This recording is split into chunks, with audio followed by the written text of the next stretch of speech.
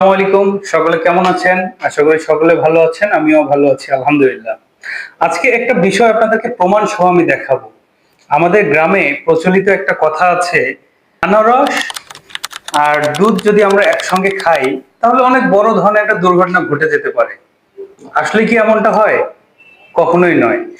আনারস টক জাতীয় একটা ফল, যেখানে প্রচুর পরিমাণে ভিটামিন সি আছে। দুধ একটি প্রোটিন সমৃদ্ধ খাবার, যেটাতে প্রচুর পরিমাণে প্রোটিন আছে। তো আমরা যদি আনারস আর দুধ একসঙ্গে খাই সেক্ষেত্রে কি হতে পারে?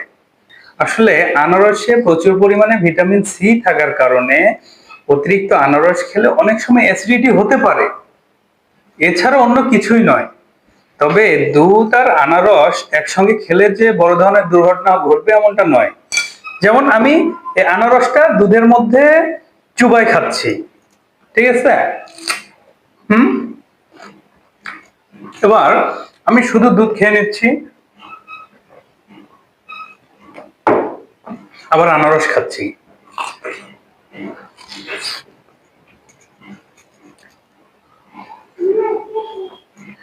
আবার দুধ খেয়ে নিলাম। তো দুধ এবং আনারস একসঙ্গে খাওয়ার কারণে কি হতে পারে? আমার আমার পেট খারাপ করতে পারে, অ্যাসিডিটি হতে পারে, এর বেশি কিছু হবে না ইনশাআল্লাহ। আসলে যেহেতু প্রচুর পরিমাণে অ্যাসিড আছে, অ্যাসিডিটি হতে পারে, তো আমাদের দুধ এবং আনারসটা একসঙ্গে না খাওয়াই ভালো। আশা করি আপনারা প্রমাণ সহকারে বুঝতে পেরেছেন। ধন্যবাদ সকলকে, ভালো থাকবেন। আসসালামু আলাইকুম।